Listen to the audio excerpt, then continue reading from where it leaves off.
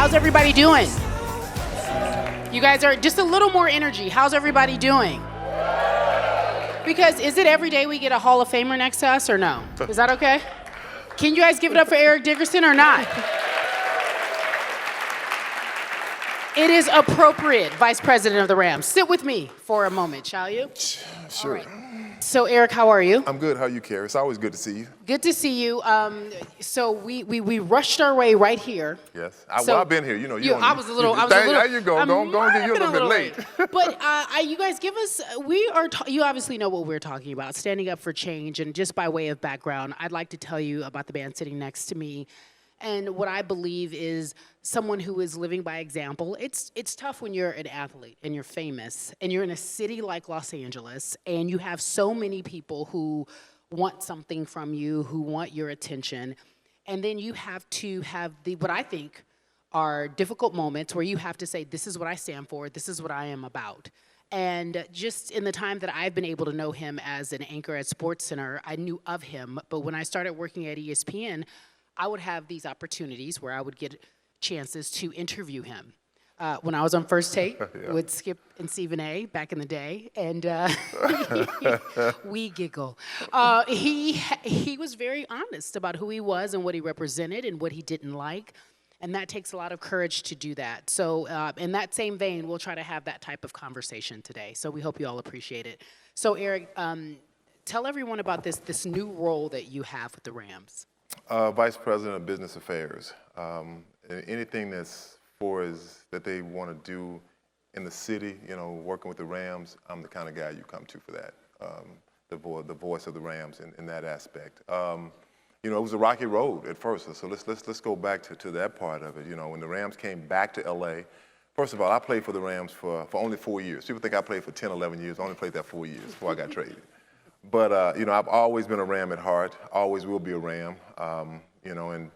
But when the Rams came back, and basically, I think you as people who live in Los Angeles, we want winners. I mean, I think I kept saying everyone wants their team to win, and that's what it's all about. I wanted my team to win, and I have a radio show, and on the radio show, I was saying some things that the team thought that wasn't right about the team. Well, look, I'm just being honest. And my friend called me and said, Eric, he said, you're not even being brutally honest, like you really normally are. I said, no, I'm just telling him what I see. And I think as a fan, you see also. I mean, so if I said, oh, man, the team looks great, people are like, what the heck is he talking about? They're sorry. It's terrible. So I just started saying what I saw. And, I got a call that they didn't like it. And I was going to possibly get a call from the coach. Or someone at the Rams organization. And I welcome that because like I say, this regime they don't really know me. I mean, and guys who know me, people who know me know that I'm very upfront. I'm very honest. Even if it's about myself, I'm very honest. I'm very forthcoming. I pull no punches. I'm not trying to hurt anyone's feelings, but you ask me a question, guys, I would say, if you want the truth, you better not ask Eric because he's going to tell you the truth. And that's just the facts. And so I got the call, like I told you from Jeff Fisher, and how it went. And I just told him, our team wants to win. We want to win in LA. And, we got off the phone and so blah, blah, blah. and a couple of days later, I said, I think the thing that was the funniest thing to me, I don't know why I just said it. I said, look, Jeff, I said, first of all, you're just a coach. And no offense to that, you're a coach. I say, but I played for that football team. I noticed, I got my hand broke playing for that football team. I got my back hurt playing for that football. I love playing for this football team.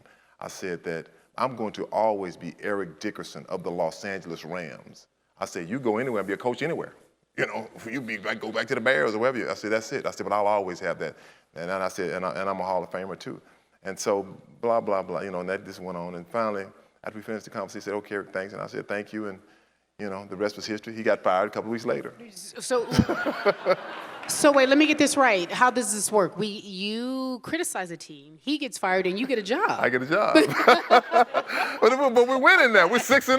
Undefeated. 6-0. Undefeated.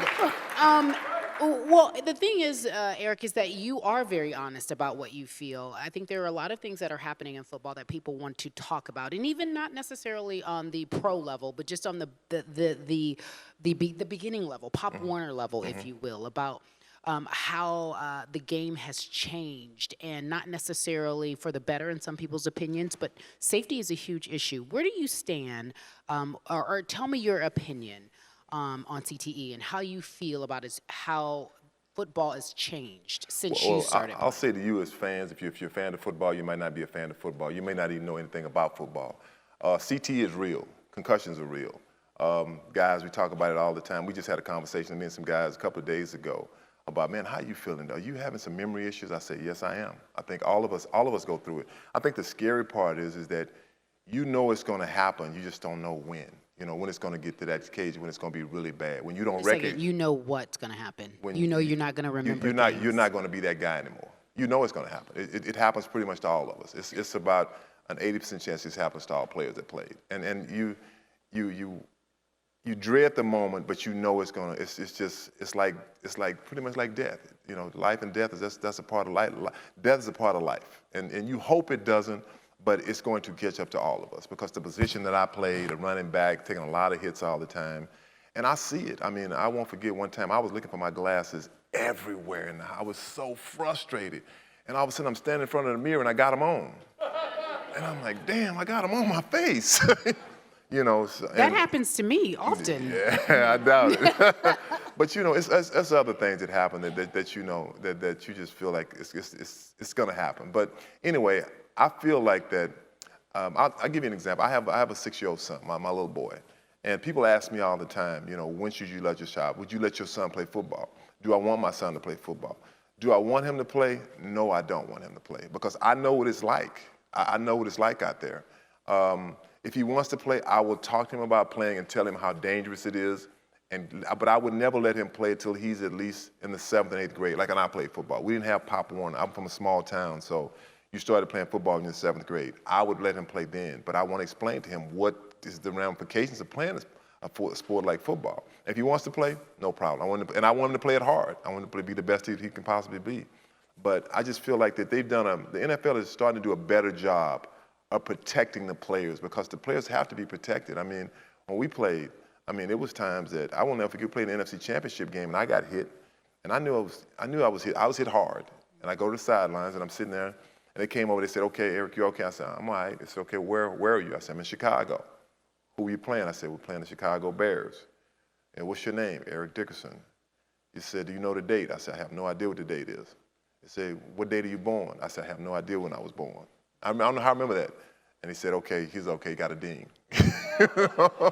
So, you know, that's just how it was back then. Oh no, there are people who, and there are coaches who still believe that. There are people who still believe that. But I have to ask you this because I often ask players who are retired, who have success, who are Hall of Famers, if someone said to you, if they sat down and explained to you what the repercussions would be, would you still play the game? You know, we didn't know back then. We had no idea. But if you did. If I'm 21 years old, like I was, I'll still probably play because I'm 21. You think, that's not going to happen to me.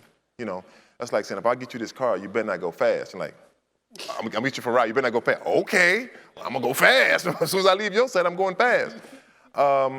Would I still play? Yes. Let me tell you why I would still play. And everybody plays for different reasons. First of all, I love football. It's a sport that I just loved everything about it. I'm from Texas. That's football country. But it allowed me to take care of my mom, who raised me. And I was adopted. I was adopted by my great aunt, and it gave me things I could do for her what there's no way I could have done. So would I sacrifice myself for her? In a heartbeat, all over again. I won't forget. It was at the end of my career, and I was at the point where I literally hated football. That was at the point where I hated it. Why? I'll tell you that story too. Okay, where I just kind of hated it.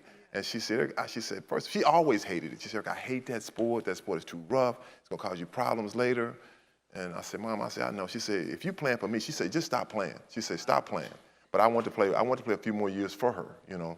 And I would never tell her that. I just wouldn't tell her that. But I did play, you know, because of her. But would I do it again? Most definitely I would do it again. I think the reason that players, and I think you as fans, the football fans, sometimes you won't understand this because you think it's the glamour and all that thing. You think it's great. I'm gonna tell you, it's not what you think it is. It's not. But I say football is a great sport. I'm glad I played it. I'm glad I played it. I didn't play for the glamour. I played because I love the sport. But, you know, what the players call the suits make you hate football. We love the sport. Matter of fact, they did a survey with me for the Hall of Fame 2 years ago. And a girl asked me, she said, from the NFL, asked me, would I do do a survey? I said, a survey? She said, yeah. She said, what are you going to do with the survey? She said, we're going to just keep it, keep it, after a lot of players to do it. I'm like, okay. I said, what's the question? How do you feel about the National Football League? I started laughing because she knows me. Eric, I know. I said, me? You want me to ask me that question? Eric, I know you're going to tell the truth. I said, most definitely. I said, okay. So sure enough, I met them down. I was having breakfast, and I was playing golf early that morning with Lawrence Taylor and Richard Dent. And I said, so tell me what your question is. She said, how do you feel about the NFL? I said, the NFL and the players? She said, the NFL as a whole. I said, I'm going to give you two scenarios. I said, the players, I love the players. I said, I'm always a player. I mean, we have that bond. If a guy played for 1 year, 2 years, 6 months, you still have a bond. I say the NFL, I say, I hate the NFL. I say, I hate them. I say, I think they ruin the game. I say, they're a bunch of suits. They don't understand. And I said more than that. I mean, so I can't say it in here, but I was pretty vocal about it. Is anybody under the age of 21 in here? I don't want to use that kind of language. I'm kidding. Can't use that kind of language in here. There's women in here, ladies in here. So I told him, but a good example, I said, hold it. I said, hold on. So Lawrence Taylor was walking by. I said, LT, and he's always angry. What? I'm LT. Go, you say LT. LT. What? That's you. That's it. So he said, what time we playing golf? I said, we playing at 9 o'clock. All right. So I said, hey, they got a question they want to ask you. She said, what's the question? I said, ask me the question. Well, Mr. Taylor, can you tell me, how do you feel about the NFL? Fuck the NFL. I hate them. I'm like, I said, there you go. I said, there you go right there. I said, how do you feel about it? I said, LT, how do you feel about the players? I love the players. I said, that's your answer. Richard Dent came right behind him. Mr. Dent, can I ask you a question? I said, they got a question I want to ask you. He said, yeah, ask me the question. How do you feel about the NFL? Them criminals? Oh, the bunch of crooks. I hate them crooks. How do you feel about the players? I love the players. So that is just how a lot of players feel about the NFL. And you know what? I feel bad about that because it's a sport that's been good to us. I mean, it enabled to me and other players. It's been good and it's been bad, but it's been good. I got to say that because it enabled me to do things that I was not able to do for my mom. I mean, it really did. So I don't like to feel I hate feeling the way about something that was good to me to a point. And so it saddens me at the same time to feel that way about a sport that I love so much, Cari. I mean, I will never forget, when I first came to the Rams, I did an interview. I said, I love playing football so much. I'd have played it for free if somebody just paid my bills. That's how much I loved it. And then at the end, you just get the bad taste because you see how cutthroat it is and how, but in a sense, it's business. But you're not the only professional athlete that I've heard say that. Like, you love the idea of the sport, but the business side takes so much from you and you give so much to it. So there is this love-hate relationship that develops. But just even on a basic level, you talked about not having your son play this game or not until he was of a certain age. What needs to change at the Pop Warner level, if you will? There are people in the audience who have kids who play flag football, who then maybe have aspirations in high school and then moving on to college. What needs to change in terms of safety? Because I know LA84 is really behind that, and what you would like to see the game be, the purity of it, if you will. I would like to see the game be pure like it used to be. Like you played it for the love of it, not because you think you're going to get a scholarship or you're going to be on ESPN or you're going to get a shoe deal. You play it because you love the sport. I feel like with the safety of it, it's hard to make it safer. I mean, it really is because it's about hitting, it's about tackling. You can kind of cut it back, but that's what that sport is about. It's about hitting the person in front of you. It's about running through you. It's about me stiff arming you. It's about me putting the helmet in your chest and taking you to the ground. That's what it's all about. I just feel like they play it too early. That's just my opinion. I feel like when you're 6 and 7 years old, 8 years old, that's too young to play that sport. That's just my opinion. I would never let my son play that early. Maybe flag, but it'd have to be with some kind of helmet because, a head injury, it happens quick. I mean, it's nothing intentional. A knee can hit you in the head, and all of a sudden, you got a concussion. I mean, so the safety of it, it's just hard to say how can you make that game safer because it's a rough, rugged sport, even for little fellas. It's a billion-dollar industry, and do you believe that that's why at times the safety is compromised? I often hear players say, I only have a 3 or 4 window, and you say you play for your mom. If you have such a small amount of time to make a significant amount of money that could take care of your family's life forever or change what we call generational curses, how do you turn that down? It's hard. It's hard to turn it down. It really is. I mean, especially I can speak for the black athlete. You know, a lot of black kids. You know, we come from broken homes, or we do have 2 parents, but they've never had that the step ahead. You know, they didn't come from generational wealth. You know, they came from a humble beginning. So if I have a chance to do something different and help my mom, help my sister or whoever raised me, you're gonna do it. I mean, and that's the selfishness of an athlete. You know, as an athlete, you always think it's not gonna happen to me. You know, I'm not gonna get hurt. When you're 21, I think everyone in here when they're 21, 22 years old has done something dumb. You know, you have. You know, and you don't think about it. You don't think when you were 18 or 19, you think about dying. I don't die. That don't happen to me. So when you're young, you know, you just do it, and that's what it is. Yeah, invincible. I understand Right. that. No one Exactly. thinks that anything bad could happen to them. So, Eric, you now work for the Rams, as we pointed out, Hall of Famer. What do you believe your responsibility is to the game of football, and how you want to see change? You know what I'd like to see change? I would really like to see change where the players really feel like they're worthy. Because a lot of players, when you leave the game, we all feel like that they want us to go away and die. Like most guys, you know, they feel like they're worthless. And I'm not the guy. I mean, you would think that a guy like me wouldn't feel like that. I felt like that also. I felt the same way that these guys that you don't even know, the guy that played 1 or 2 years, 3 years, and guys who played 15 years feel just like I feel. I just feel like that. I wish that the teams or the league would make the guys feel like, hey, you're welcome. You're one of us. You know, they have this slogan that we're family. I can tell you, excuse my mouth, it's bullshit. It's a bullshit slogan, because they're not our family. They're our enemy. The players, we're family. We know it's like guys in the military. I'm sure it's the military men and women in here, and you know what it's like to go out on the battlefield and get in the battle with your brethren. You know what it's like to be wounded. You know what it's like. We know what it's like to play hurt. You know what it's like when you lose a game. When you take it home with you. You don't just all of a sudden it's just you lose and you're like, it's over. Matter of fact, still to this day, I played a game against the Washington Redskins in 1986, the worst football game to me I played, and it still bugs me. It still bothers me. I had 3 Anybody turnovers. remember that game? You ever hear a couple of chuckles? I remember it. I had 3 fumbles. I mean, I couldn't hold that ball it was like trying to hold water. I'm like, what is wrong with you? You're like, God, again? I mean, and still that bugs me. It still bothers me to this day. So, you know, I just want you to understand that guys, when they're out there, basketball, baseball, whatever, they're trying their best. It's just not they're not trying. I mean, I always hear guys that sit in the bar, man, I could have caught that ball. My God, I didn't catch that. I could have made that tackle. Jesus Christ, why didn't you make that tackle? Man, I'm like, man, you couldn't have caught that ball, and you couldn't have made that tackle. It's too fast for you. So.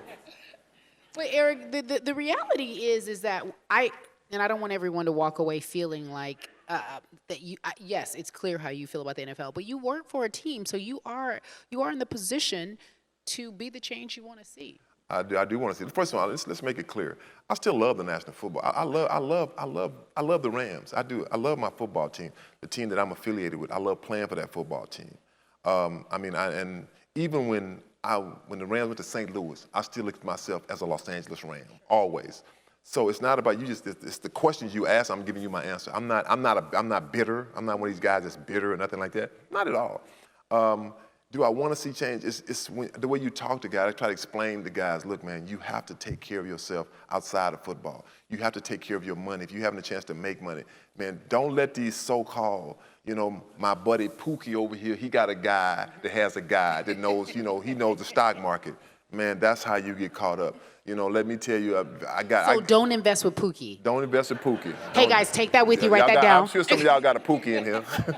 Or a Ray, or a little Dead Man, all them, Sleepy. Everybody got a nickname. I'm telling you nicknames from my hometowns. So Sleepy, Ray Ray, and Pookie are not good investors. No. Okay, got it. You got it. Not good investors. No. So. But you, when you are encouraging these players, would you, if you find yourself talking to people, parents, kids who are not in the pros yet, your advice to them is what? Wait to play the game, and then if you do, be smart about how you play it?